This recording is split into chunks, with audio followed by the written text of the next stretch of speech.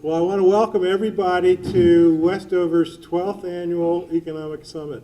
It's hard to believe that we have been doing that for so long. I'm going to make a few comments and then turn the podium over to our colleague and my partner, Matt Beardwood. Matt's going to talk just very briefly about Westover, to tell some of our friends here who are not yet clients some things they may not know about us. Chip then is going to introduce our wonderful speaker, the man I call the best Washington insider anybody could ever have, Greg Valliere.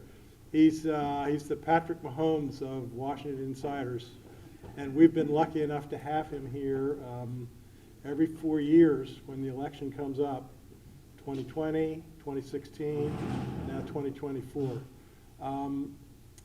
I started this little business many, many years ago when I was still a lawyer, and it gives me great, great comfort looking out on the wonderful faces here of the people who we provide investment management services, financial planning services, and tax services to. So thank you all for coming. We hope we will continue to have that kind of relationship that is very special. Every one of you has a story, and each of your stories is different. And we love helping you to the extent that we can. With that, Matt, I'm going to turn it over to you.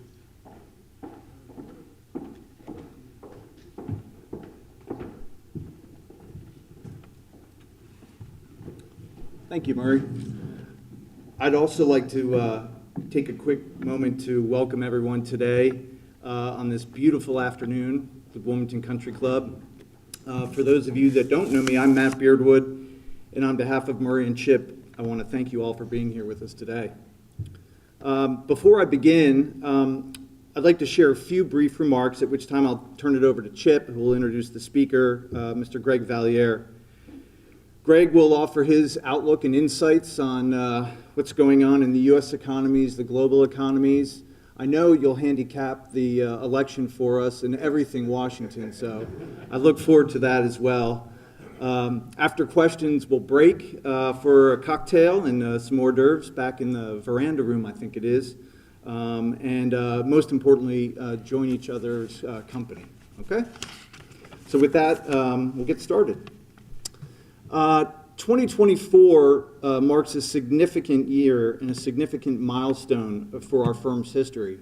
For it was in November of 1999, 25 years ago, that our founder, Murray Sawyer, started Westover Capital right out of the file cabinet drawer of his desk. It's when I sit back and reflect on this, I can't help but think how this all started and why we're here today. The why that I'm referring to is what drives and motivates us to do what we do, how we do it, and most importantly, why we do it. And simply stated, the why is you, our clients. It's your stories, it's your journey, it's hearing about your children and your grandchildren. It's your vision for a more fulfilling and rewarding life that inspires us to deliver our best thinking and advice. And hopefully that frees you to pursue your dreams with passion and purpose. To sort through the noise, to help you get through the distractions of life, to help inform and educate you, to problem solve and provide creative, unique solutions that free you from fear and allow you to simplify your financial life and bring you peace of mind. From those earliest days 25 years ago until now, our mission really hasn't changed at all. It's to serve you and your families with the same determination and attention that we care for our own families. We are grateful for our friendships that we've formed with all of you and for the partnerships that we have, and are honored to serve in such an important and meaningful role in your life. So we thank you for that. As we move forward, I look forward to continuing to seek, our firm will seek thoughtful, innovative ways to help keep you, our employees, and our firm one step ahead in this fast-paced and ever-changing world. I'd also like to take this opportunity to recognize all of the members of our Westover staff for their hard work and dedication. Would each of you all stand up wherever you are, please? I know there's a couple folks over there.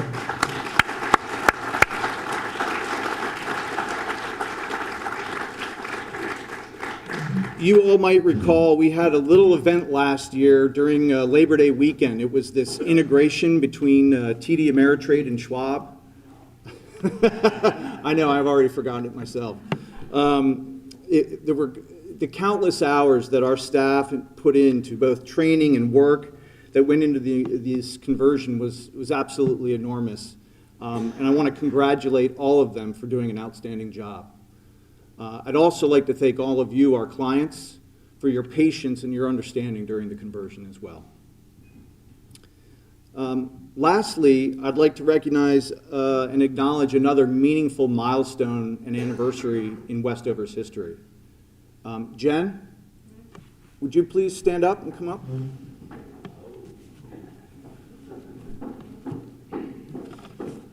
Don't be nervous. I know all of you recognize this friendly face here with me. Jen recently celebrated her 25th anniversary with Westover.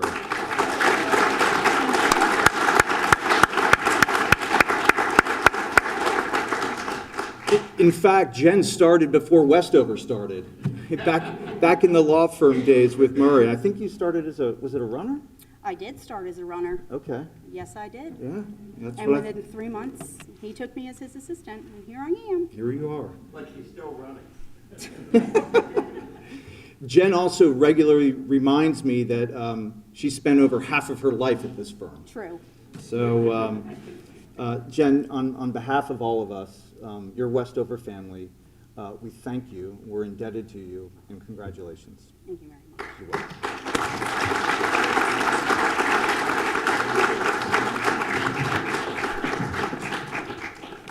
All right, and with that, I'd like to turn it over to Chip to introduce our speaker today. Thank you.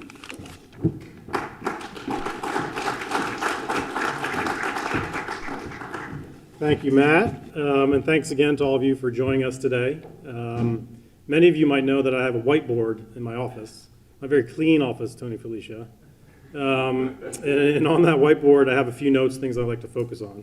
And many years ago, in a moment of frustration, I was feeling frustrated with our esteemed politicians in Washington. I wrote on there at the very top, ignore DC. I apologize, Greg, I hope that doesn't offend you. But it was just a reminder to me as an investor, it's really important to keep your politics at home and don't let them influence how you feel about the economy and the markets. Admittedly, some years it's a lot easier to do that than others, and I'm afraid that 2024 is not going to be one of those years where it's an easy year to ignore DC, so I'm glad that Greg's here. We have wars in Ukraine and the Middle East, neither of which has any clear path to resolution. We have rebels attacking container ships in the Red Sea, interrupting global supply chains. We have rising tensions between the U.S. and China. We have Federal Reserve and central bankers all around the world still battling inflation. And then there's this little presidential election coming around in November with an electorate as polarized as ever. Throw in the usual dysfunction in Capitol Hill, and it's no surprise investors have a lot to worry about. But fear not, Greg's here. I'm confident he'll be able to shed some light on all this, and we'll leave me feeling much more informed and knowledgeable than when we started. Greg Valliere has been advising investors about Washington policies for over 30 years. He joined AGF Investments in February of 2019 as Chief U.S. Policy Strategist. He's responsible for providing insight into how U.S. politics shape global markets. He brings a unique perspective to investors, analyzing policy and politics and providing regular commentary and insight into Washington for financial services and investment management clients globally, including specialized coverage of the Federal Reserve, economic policy, and politics. He's no stranger to Westover clients. He's the only presenter to be invited back several times for our Economic Summit. He's quoted frequently in the nation's financial press, is a regular guest on CNBC, CNN, Fox, and Bloomberg, and is a frequent contributor to Barron's, MarketWatch, and Yahoo Finance. He certainly has plenty of subject matter to discuss today, and with that, won't you please welcome Greg Valliere.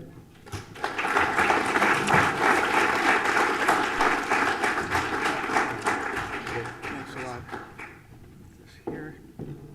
So I must start with a confession, and that is, well, my water just fell. Let's see.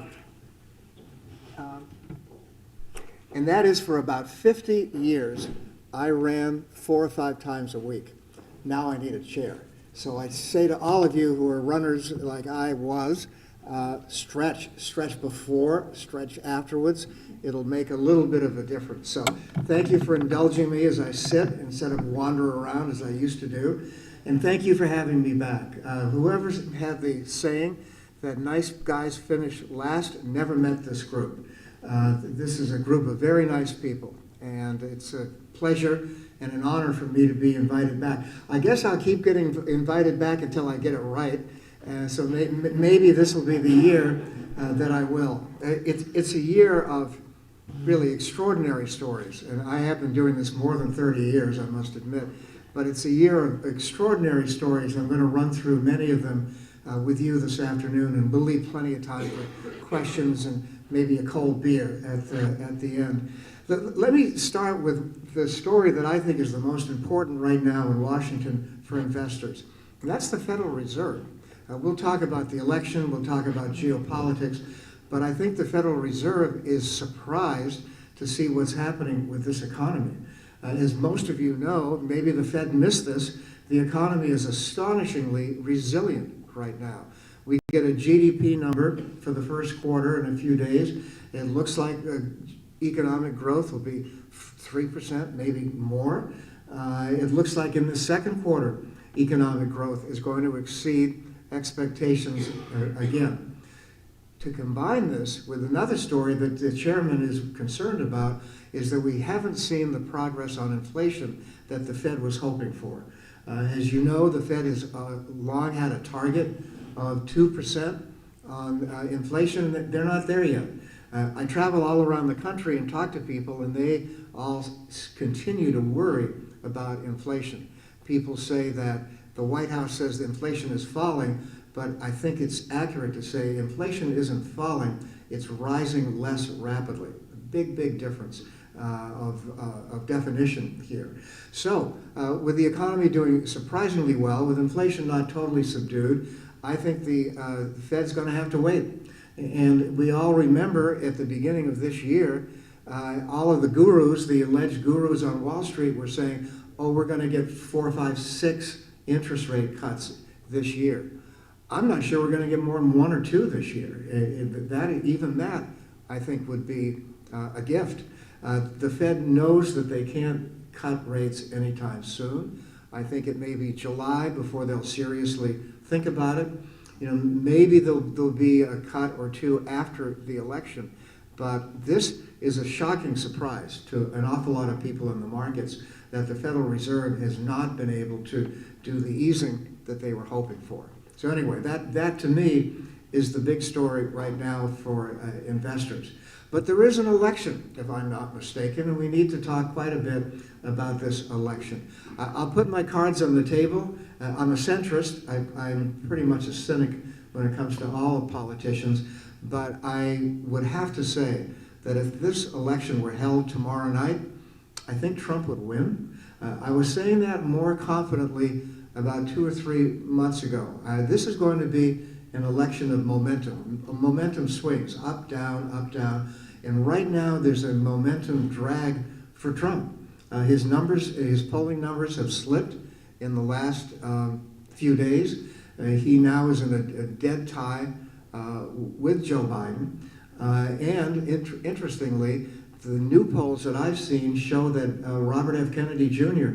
is having an impact, that he is perhaps going to hurt Trump more than Biden, and that was not conventional wisdom until very recently. But I do think that we are in a position where we'll see the momentum continue to shift time and time again. I would say, though, that the thing that worries me the most, I mean, we still got 6 months, 6.5 months to go. The thing that worries me the most is the possibility of something close to a tie.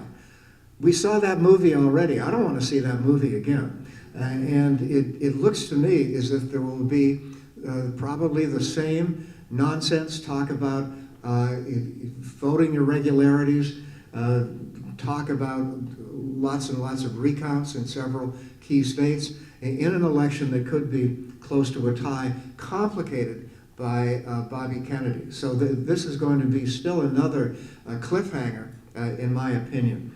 Let me talk a little bit about the candidates and my take on what they're up to. When I look at Biden, I think it's still way too early to make any kind of conclusion that he's going to lose. It looked like 2 months ago as if he was not in good shape, but he has some things going for him. First of all, to everyone's surprise, he has a lot of money. He has more money than the Republicans. And a lot of Republicans worry that Donald Trump will try to get his hands on their campaign money.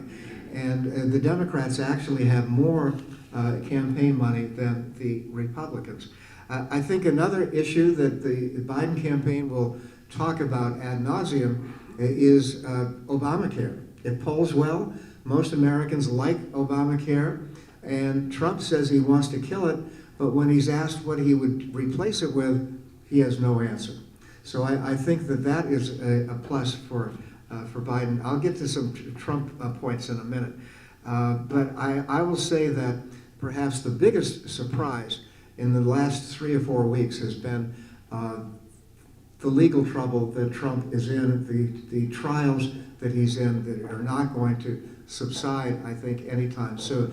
I think Trump thought that he could portray himself as a martyr and do really well by going into these trials, and I'm not sure that's going to happen.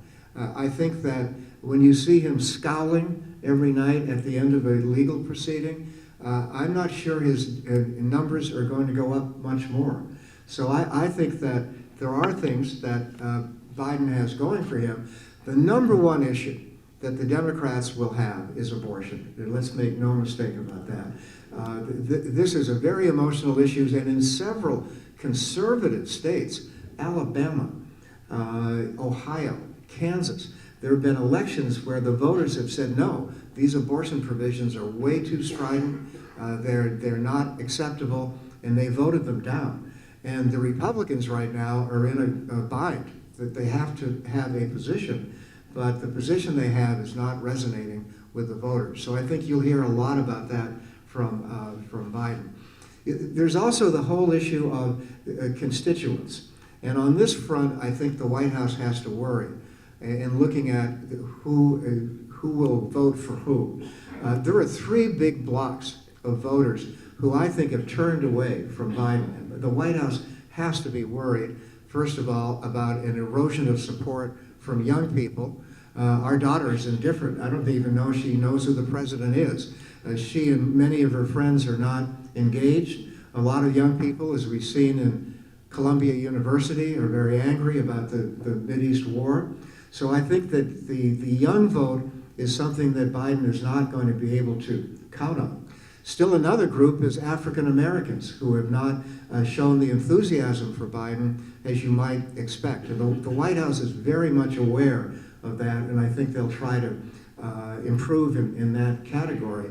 And then there's Hispanic voters. Hispanic voters have turned significantly away from the White House. So if your numbers aren't good, if your polls aren't good with young people, Hispanics, African Americans, that's a problem for Joe Biden, and I think the White House is quite aware of it. I would make the point that on the Republican side, I think that Trump and his allies have to be worried about a few things as well. The fact that moderate voters, centrist voters, seem to be not very enthused with Donald Trump, and I think that will probably continue. I'll never quite understand why the Trump camp denigrated Nikki Haley after she dropped out. They mocked her, they said all sorts of critical things about her. Those voters of hers are the voters that Trump's going to need on November 5th. He's going to need her voters, and he has antagonized them, I think, needlessly, more than anything else.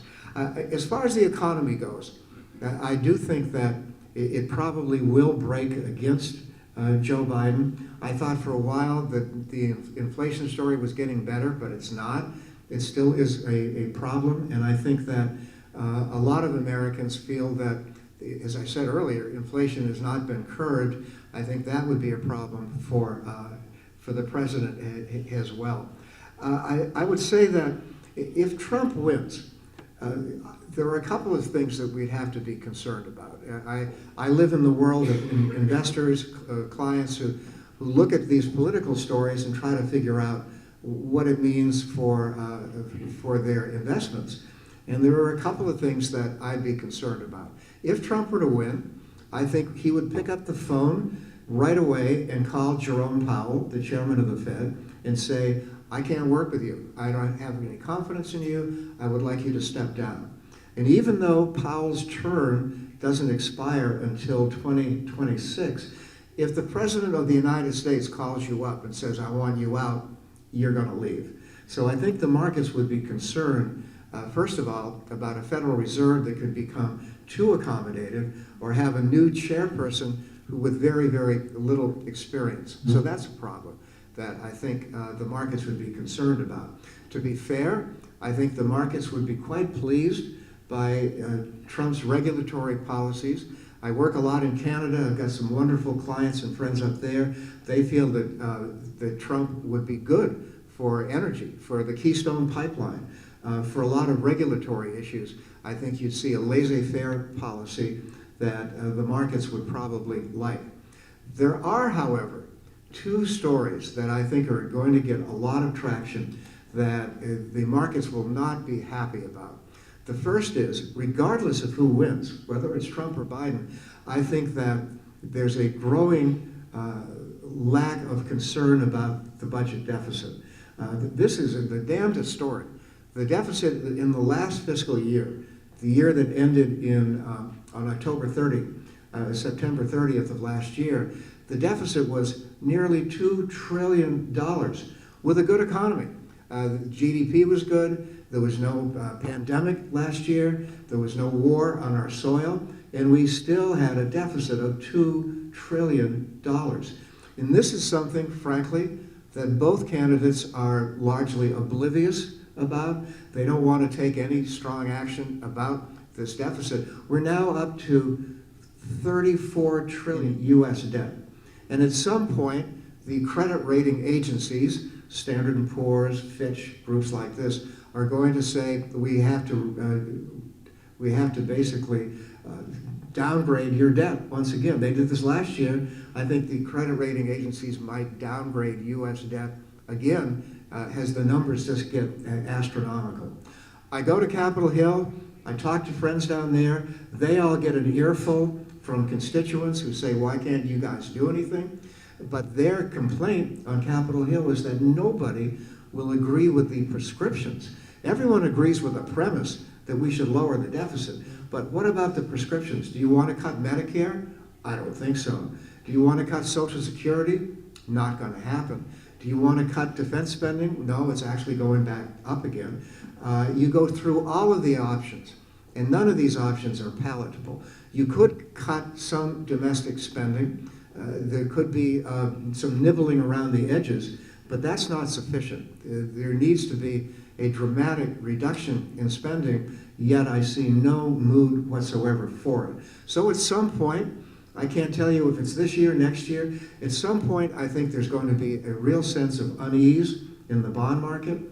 People now are talking about higher for longer, higher interest rates for longer. I think the enormity of the budget deficit could contribute to a mood in the bond market that could turn sour when they look at the size of this enormous deficit. And then there's another story that it makes me shake my head. I'm like, really? Are you serious? Both Biden and Trump want more tariffs. I thought Donald Trump was a tariff guy. I didn't think Joe Biden was. But you look at Biden in Pennsylvania last week. Pennsylvania is crucial. Both candidates are desperate to win Pennsylvania. And you have the president talking about new tariffs, maybe even a weaker dollar. So both candidates, I think, will be trade protectionists. And I'm an old-fashioned guy. I don't think it's a good story. I think a trade protectionist administration would lead to more inflation. It would cause retaliation by other countries. If we raise tariffs on China, you can be sure China is going to raise tariffs again on us. So we do have to worry about those two stories, the deficit and tariffs, I think, for quite some time to come. Well, the big story, the one that is always a wild card, and it's certainly a wild card right now, is geopolitics. With an exceptionally volatile environment. Let me first take Ukraine and say that I have a high regard for Mike Johnson. I didn't really know him that well until a few months ago, but this new Speaker of the House, a rookie, has come along and said bluntly that he would rather do the right thing than to lose his job as Speaker of the House. And there's a handful of people, this woman from Georgia, Marjorie Taylor Greene, and others, who would love to give him the boot. They would love to fire him as Speaker of the House, but I think that Mike Johnson has done the right thing. I think he deserves an enormous amount of credit for the courage he showed, and he's staying. He's not going to go. Maybe next year there could be a challenge to his leadership, but I sure don't see it happening this year. And I do think that we'll see some signs of improvement in the war in Ukraine. It would be naive to say that this war is close to a resolution, but I think the aid, the financial aid, the military aid will make a difference in stopping Putin. This is a horrible war. I have a good friend at the Pentagon who says that their intelligence is that 250,000 Russians have been killed or wounded, and about 180,000 Ukrainians have been killed or wounded. These are staggering numbers. You look at the trenches looking like it's 1917, 1918 in Europe, and you ask the question, why can't we get some resolution here? Well, the answer is, unlike most things, is fairly simple. The view of Putin is that Crimea is sacred. The view of Zelensky is that the Crimea is sacred. Both of them feel that they're not negotiable. And I don't see any kind of quick breakthrough. There have been rumors that Modi, the head of India, would like to be a negotiator and has volunteered to do that. Maybe he will. Maybe that will be a great plus. But I think this probably will drag on, sadly, for quite some time. As long as Putin is alive, to be blunt, I think the war will continue. I think that Putin, when he goes to bed at night, thinks about Lithuania, Latvia, Estonia, Poland. I think there were a lot of countries that they were part of the old Soviet Union that Putin wants back. And I think that will continue for quite some time. Then you look at the next great crisis in the Middle East, the war in Gaza. A lot of blame to go around. I would say that the Mossad, the vaunted Mossad, the Israeli intelligence agency, got caught off guard on October 7th. In fact, the military leader who got caught off guard resigned today. And I think there may be more resignations to come. If there's been a development that is noteworthy in the last couple of weeks, it's been signs that the Iranians, who have been the great provocateurs, have been humiliated. The Iranians sent over hundreds and hundreds of missiles and drones. 99% of these were shot down by the Israelis about 2 weeks ago. Then we saw last week the Israelis just waltzed into Iran. They just flew into Iran, took out some military facilities, made it very clear that next time it could be Iran's nuclear facilities. And in both of these examples, I think the Iranians have shown that they are toothless. I don't think they're the great power that people have made them out to be. Now, they'll continue to support Hezbollah, they'll continue to support Hamas, and they certainly will continue to support the Houthis, which have kept the Red Sea on edge because of supply chain problems. So the Iranians are willing to sacrifice other people's soldiers, but they're not willing to sacrifice their own soldiers. And I think Iran will continue to be a provocateur for quite some time. In a perfect world, if I got to play God for a day, I would think seriously about regime change in Iran when you see all these young people getting killed, getting the death penalty for some of their positions. You would like to see maybe a change of ruler in Iran, but I don't think that's quite likely either. So then we go to the third of the three big geopolitical issues, and that, of course, is China. China is dumping so many of their goods on the global market right now. They've slashed the prices. Janet Yellen was over there a couple of weeks ago. It was not a successful meeting. She did not get any guarantees from Beijing that they would stop dumping in the West. So I have to think that the U.S.-China relations will stay very rocky. Not necessarily a war. I think that any kind of an attack on Taiwan is quite unlikely right now. But I think the trade friction will continue. I think in Washington, I tell everybody when I leave Washington, there's tremendous animosity toward the Chinese, a feeling that they spy on everybody. They they covet the South China Sea. They treat their dissidents horribly.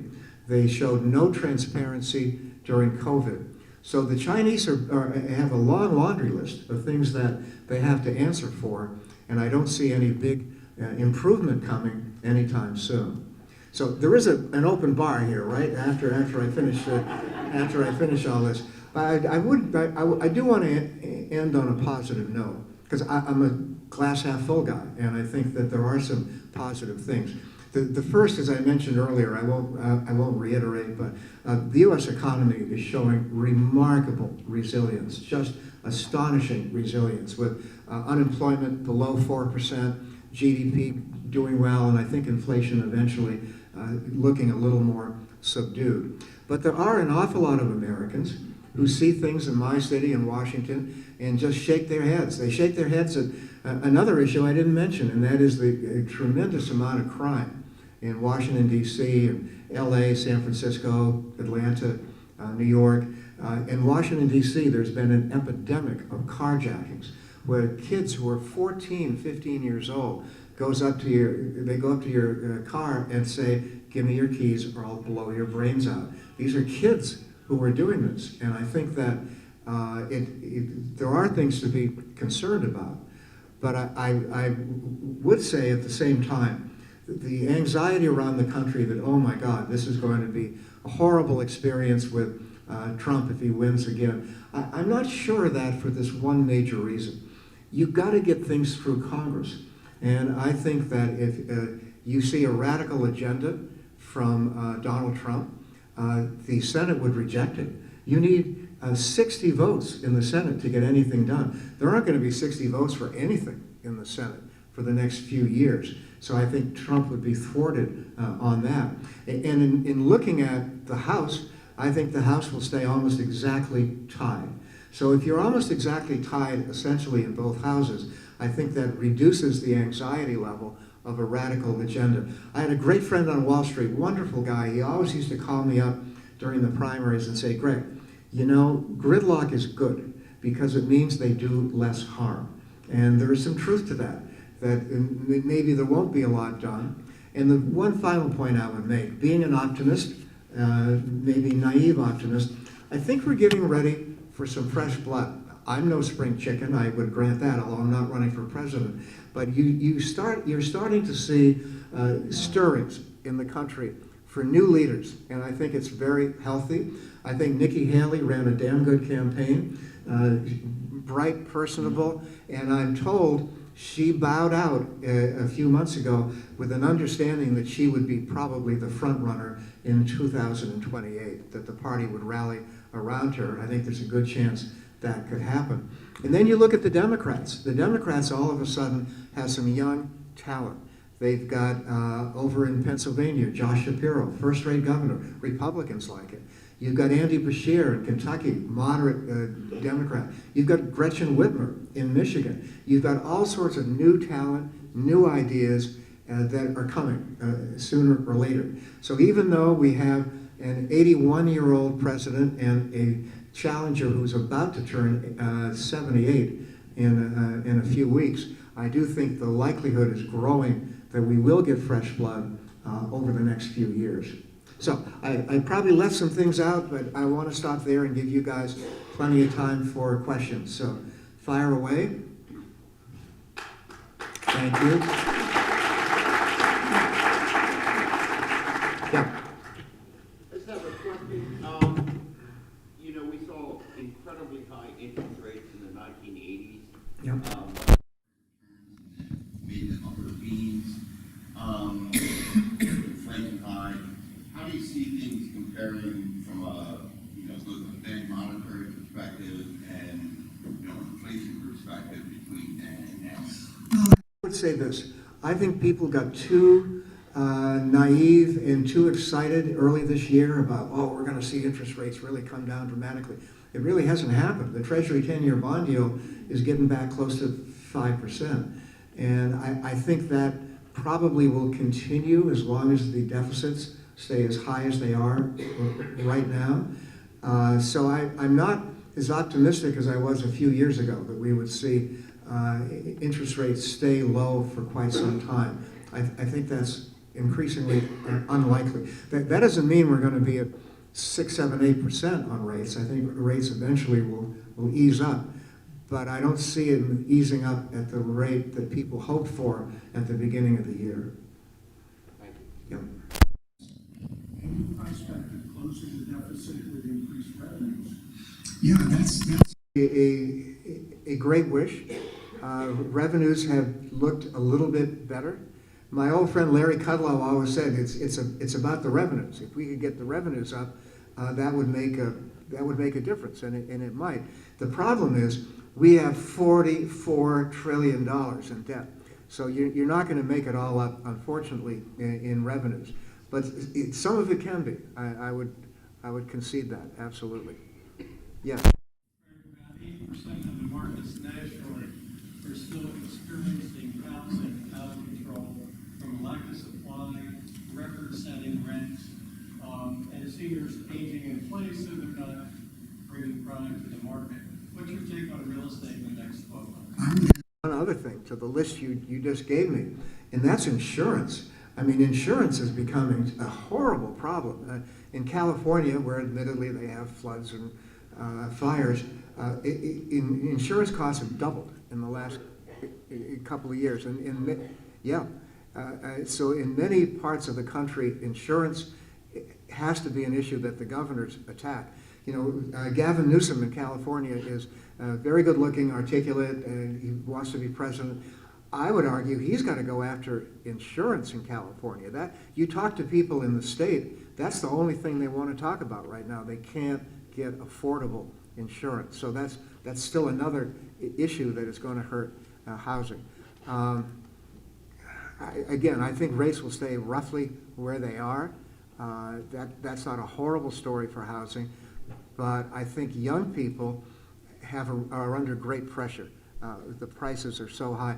Again, I work a lot in Toronto, and young people can't afford anything. Maybe they can afford a little efficiency apartment, but young people in Canada are frozen out of the housing market. And I worry that there's something like that perhaps in the works for us as well. But whenever anyone talks about housing, the first thing I want to talk about is insurance. And everyone agrees that it's become an albatross if you want to own your house. Yes? Would you be an investor right now in electric vehicles and windmills? I might ask Murray if the question was, would I want to be an investor right now investing in windmills? Would they have a decent return? Personal opinion, and some of you may disagree with me, which is fine. Personal opinion is that I think we overdid it on renewable energy, whether it was wind or solar or a lot of these things. About 3 years ago, there was an energy summit in Glasgow, and all of the leaders of the Western world went there and they said, that's it. We're done with fossil fuels. We're done with gas. We're done with all of this stuff. We're going to go with alternative energy. Within a month and a half, all of these people were begging producers to give them more energy. Boris Johnson, for example, wanted more energy. So I think that it's seductive to talk about renewable energy, but I think it's not here yet. I think it's not imminent yet, and I think it's naive to think that it is. The other thing you didn't mention. Yeah. Yeah, obviously, everybody's talking about it, Yeah. trying to do something about it. And also, apparently, it has an enormous appetite for energy. Yes. Well, It is. I don't see a regulatory threat anytime soon to the artificial intelligence industry. I talked to people on Capitol Hill about this. They don't even understand Wi-Fi on Capitol Hill. They're like, what? How does this work? Anyway, so I sense no mood. Chuck Schumer of New York has plunged into AI, and maybe in a year or two or three there will be some regulation. But I think that the industry has a lot going for it, and one of the things going for the industry is a lack of regulation, and I think that will persist for a while. It'll be carte blanche. Other questions? Yes? you mentioned that Ukraine was sacred for Putin. Yeah. Is there like a secondary agenda? Because it just seems that war makes money, and I don't understand the issue why we did not give them the money to protect themselves, but yet it just seems that like a whole bunch of people make money off of war by selling. That's part of it. I think you see, though, a tremendous exodus out of Russia to Turkey, Dubai, Finland. A lot of young people are leaving. And I think that's going to be one of the legacies of this war for Putin, that you will have. It's going to be a long time before the Russians actually get back on their feet economically. And I think I'll leave it at that. Yes? Setting aside the protectionist policies and so forth, I have heard an argument that the influx of what's thought to be 19 million people across the southern border has created what you sort of refer to as the economic paradox. Why are we not seeing the things that we would normally see, given the spending and given the deficit and given the inflation and all that? Could you speak to that? Apparently, is the number one issue among the proletariat. If Biden loses this election, I think the post-mortem will probably point to immigration more than any other issue. Right before Christmas last year, there were 10,000 people a day coming into the Texas border. It's gone down, but the staggering amount of immigrants has certainly upset a lot of big city mayors, mostly African-American Democrats. So why Biden didn't have a plan is a mystery to me. What I'm referring to is The effect on the labor force and on consumer spending. I mean, those are real numbers, 19 million people. Yeah, absolutely. I would say there's another angle to this story, and that is there's a great story in the New York Times a couple of weeks ago about people in Maine coming from the Congo to work in the lobster industry, because you can't find anyone in Maine who wants to work in the lobster industry. So you are seeing some immigration be a positive story, but I think the enormity of the inflow late last year is going to be an albatross for Biden well after the election. Yep. The homelessness question is now before the Supreme Court. Where does that weigh into everything, politically, economically? Your thoughts? I think And the government owns most of the lands that homeless people are living in. Parks. It's an impossible problem. We were in Los Angeles last week. I mean, you see everywhere tents. You come down to D.C., you go down near the Federal Reserve or all of the monuments, you see tents everywhere. And there's a viewpoint by, we haven't talked about the civil libertarians who have been in the news at Columbia University, but you see people who are reluctant to take any strong action. I keep going back to Toronto. In Toronto, which is very liberal, very socially conscious, they let people sleep on the sidewalk and freeze to death rather than violate their civil liberties and where they could stay warm. And I tell people in Canada, my God, these people are going to die in the street. That's their choice. So it defies credulity that is, but that's probably the way things will be for a while. Yeah, I agree. Dr. Giselles talked about the border. You were saying that Mike Johnson did the right thing, but the border wasn't addressed at all. The board was right. Legislation. Yeah, I just think there should have been a deal with Greg Abbott, with some of the other leading Texans, to bring some kind of a compromise to this. I'm a cynic on this issue. I think that neither the Democrats nor the Republicans really want immigration reform. I think they would prefer to maintain it, the status quo, because the status quo, they think, helps them get elected. So you've got Democrats who are unenthusiastic. You certainly have Republicans who are unenthusiastic. And sadly, even though we've seen some conciliation in the last few weeks, sadly, I don't think there's much hope for immigration reform anytime soon. Yes. The gentleman behind you mentioned something about immigration. Maybe you can understand and shed some light because, some people are very, when I talk to immigrants, they're very patriotic and they don't want to leave their country. But what issues are happening in their country that they cannot face, that they want to risk their families and they want to risk maybe going to jail or maybe losing their children? What makes it so important for them that you know of, that they're risking all of this to come here? Well, they live in Haiti. You know, you see a lot of countries where the living conditions are appalling. There was a boat sank yesterday off the coast of Cuba, killed several people. They want to get out of Cuba, so you see people willing to die to get freedom. And I think that I think the emotional part of this issue has not been adequately addressed by a lot of the politicians who feel that this is just an issue they can win votes on, not an issue that involves real people. Yep. Another question. What happened to our politicians? It used I'm such a proud American to be able to say, this year I'm going to be, or this election I'm going to be Democrat. The next election I'm going to be a Republican. I could talk to my friend next door and say, what are your thoughts? Why should we vote for this person?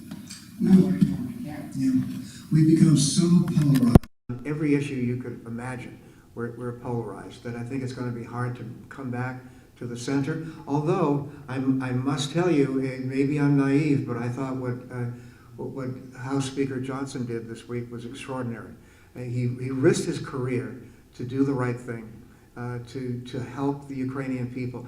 Johnson apparently is a devout Christian and had gotten briefings from the Pentagon about Ukrainians being tortured by Russian troops, very grisly stuff, and I think Johnson decided that it was more important to do the right thing. So there are some politicians like that. Sadly, they're in a minority.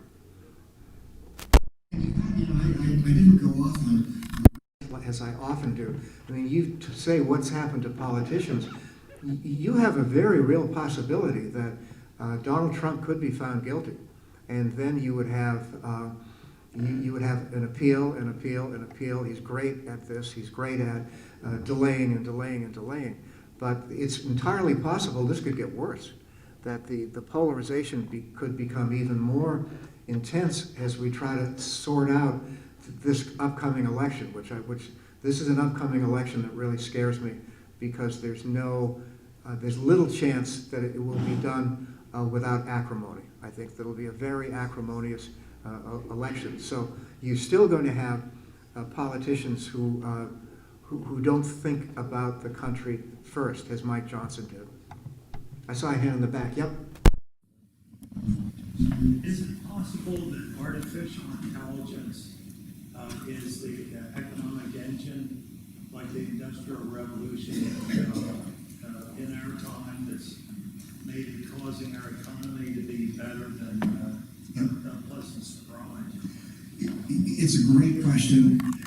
You see every few decades some new cutting-edge technology. Alan Greenspan had the high-tech revolution. And you see all of a sudden there's something that boosts the economy. So AI could be that boost, not out of the question at all. I saw one other hand. One more. Yeah. Just about the, anti-Semitism and the recent protests by Palestinian Arab students, American citizens, I guess, in Columbia and Yale, involving some arrests. You mentioned earlier problems in the war in Israel and Gaza.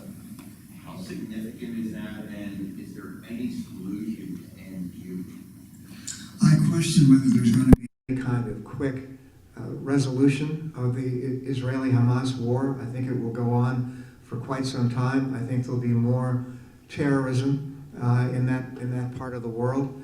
And I think the protests will continue. Of all the things we talked about that could drive us all to the open bar, that's high on the list, to see young people this angry in a situation that probably is not going to resolve for a while. Do you see that, it seems always been, as far as, I can remember back to the 60s, Republicans, Democrats, always, U.S. supported Israel. Do you think that continues?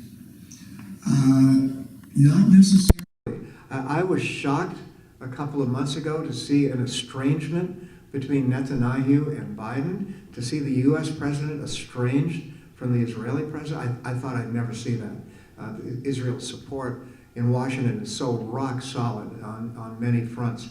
But I think you've got a new group of Democrats who are worried that they could have a very bad election coming up in 7 or 8 months if they stay stridently pro-Israel. I think they're going to have to moderate their tone or they'll suffer some losses. It's entirely possible that the Senate will flip. I think it almost certainly will flip. The House is closer. But I think that the calculation on the Israeli war will be a factor in this upcoming election. And I think, at some point Netanyahu is going to have to step down. At some point, Biden, Trump, everybody steps down at some point. And I think that the damage done will not quickly be resolved. I think it'll take a while. And I think there's going to have to be an accounting on what really happened on October 7th. With Israeli intelligence got totally bamboozled, and that has to be dealt with. Do you think the Senate's Say again? Do you think the Senate's going to flip Republican?